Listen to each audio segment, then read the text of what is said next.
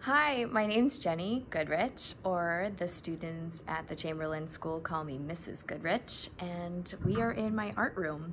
It's summertime, it's very quiet around here, and the room is very clean because they just waxed the floors.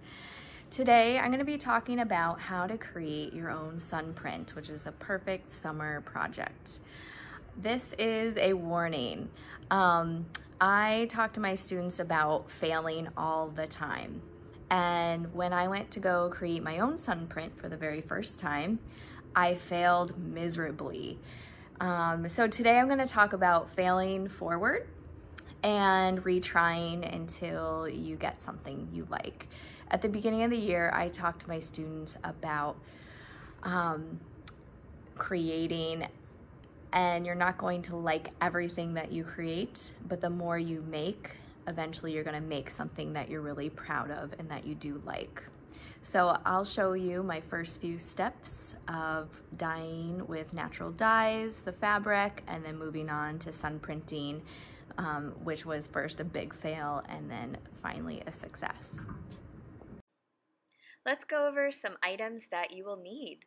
100% cotton fabric, wide brushes with bristles or sponge brushes. Acrylic paint is great. I used my own dyes, and I'll show you how to do that in a moment. And also some materials. They don't have to be natural materials, but they need to be flat enough to lay on the surface.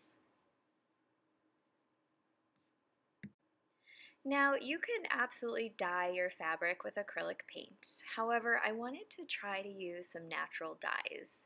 You can use items like rusty nails, tea bags, flowers like marigolds or geraniums. I used some blueberries from my garden and cherries I had in my fridge. I boiled the berries up in a pot, and I allowed the fabric to sit in the hot water overnight. The longer you leave it, obviously the more vibrant the color. Ideally, I would have done this for a few days to get a really intense dark color, and I think this was one of my biggest mistakes, is I needed a darker color. Here you can see my dyes turned out pretty bright. Again, I would want them darker, a little more saturated.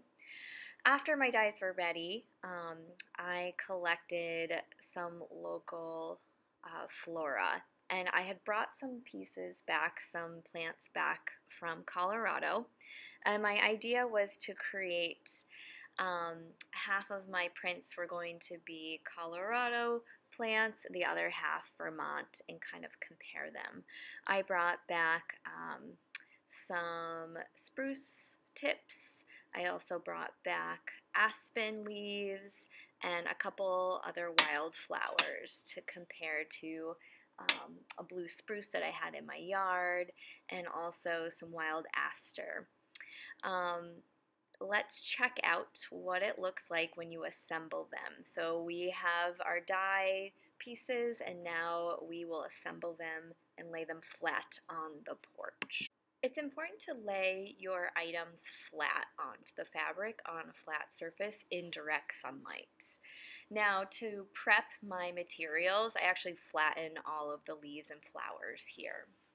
I followed the Ladybug's Cabin video found on the Art of Ed reference sheet, and they recommended highlighting around your flowers and your petals and your leaves with an acrylic paint. So I took a sponge brush and I started highlighting with a little bit of copper paint to give it some highlights.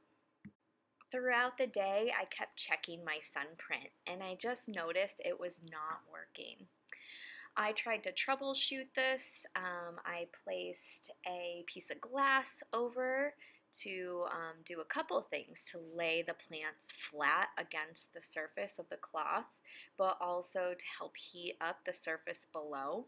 The idea is the sun will make the negative space a lighter color than the positive space, which is underneath the plant, which should remain the same color as the fabric. It also did not help that even though it was a perfectly sunny day, there were two um, rainstorms that were very quick that came out of nowhere. So halfway through the day, there was a couple quick storms and definitely drenched my pieces.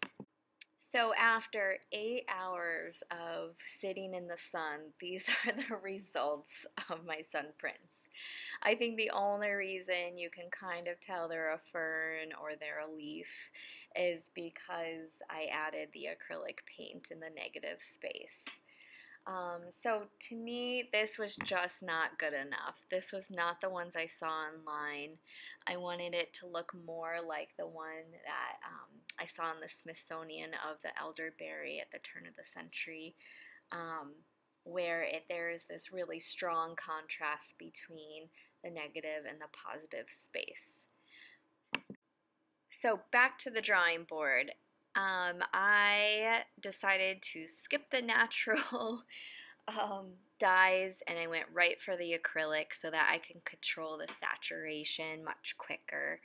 So I made some deep blues with the acrylic paint, with some blue and some black to really get those colors very dark and saturated. Here we go, round two. I still saved the plants from Colorado, laid them out. Today is going to be a very sunny day, so let's see how this turns out.